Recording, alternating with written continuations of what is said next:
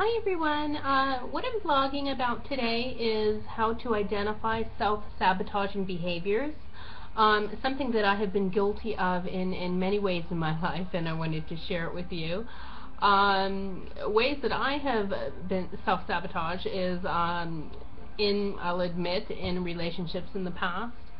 I'll be like, well, this isn't going to work out anyways, so I'll do something to make sure it didn't work out. Make sense? Self-sabotaging with my diet. I'll say something like, it'll be Tuesday. You know how diets always start on Mondays. It'll be Tuesdays, and I'll have blown it or eaten something, something I shouldn't have maybe in the early part of the day, and then I'll say to myself, oh well, I blew it anyways. So I might as well just start again tomorrow or the next Monday. Self-sabotaging behavior. Yeah.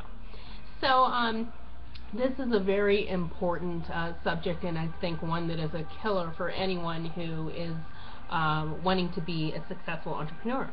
So this is something, I wanted to share with you, something I'm blogging about that you can read in more detail, but I'll go ahead and just highlight some of the points that I outlined in my blog. Excuse me. Basically, what is self-sabotaging behavior? How can we identify it? Basically, every action you take that detracts or distracts you from accomplishing a goal you set is a form of self-sabotage. These pesky habits permeate all areas of life, tempting us to take paths through the life maze that won't get us to our ideal exit. Sometimes we even know what we're doing, but we do it anyways.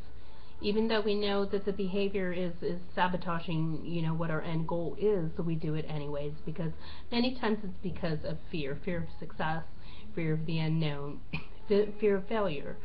So let's identify the 7 behaviors, sabotaging behaviors. The first one is I can't because. There's always a reason. I can't because. You are self-sabotaging every single time you say you can't do something. If you only think of skills and abilities as limited, there's no way you'll achieve your goals.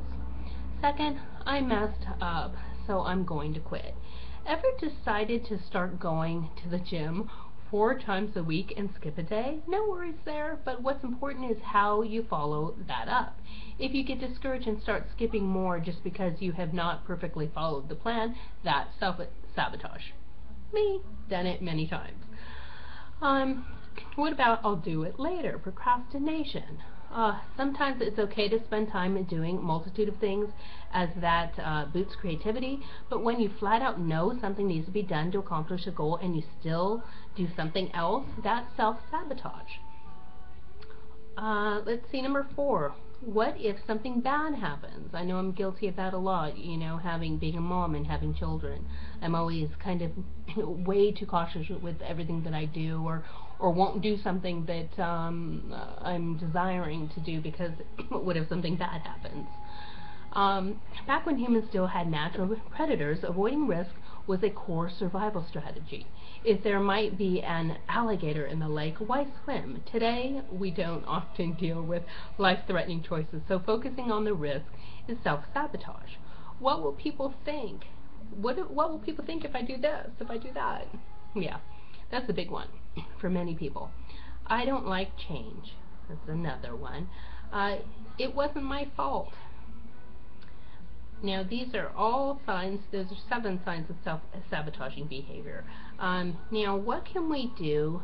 How can we reset our minds, retrain ourselves on a daily basis, action by action, to take a healthy step in the future to avoid these habits? Number 1 is visualize yourself succeeding. That is huge. To do that on a daily basis, that is huge. The most important thing to do is realize you deserve your goal. Visualize yourself accomplishing everything you need to do to end up a success, and do it on a daily basis. Visualize yourself totally owning the person you will be after achieving the goal. If you are trying to make more money, try carrying more money around in your wallet to feel richer.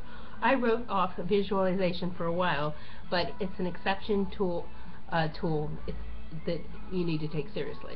Understand that your brain is a muscle and your skills are not fixed. Forget perfect. Sometimes you'll mess up, but don't let that sour the entire journey. Just because you were not top of the class doesn't mean you should drop out. Do it now. Quit procrastinating and do it now. And just take a freaking risk. Most of our decisions are not life or death. Lose all your money and you will have your health. If you have the right mentality, you can lose all your money and earn it back pretty quickly. If you think about it, the only real risk in life is the risk of death or bodily harm. Most other risk, monetary, social, blah blah, is made up. So if you want a real great life instead of a mediocre one, do something bold. As long as you don't die, a failure is a lesson and success is a desired outcome. So do something. Take a risk. Do it now. Quit procrastinating. And forget what others think. That's huge. Just wipe the negativity out of your life. You know, anyone that's bringing you down, has negative things to say, erase them from your life. Okay? Forget what others think. Change is how you grow. Routines are just glorified ruts. If you don't take action now and move through the maze, you're just going to end up trapped in one spot. So take action now. Don't blame the maze when you take a wrong turn. So please take all these steps in consideration. On a daily basis, you want to put them into practice, okay? You can read these in more detail on my blog, and good luck to you all on your journey. Thank you.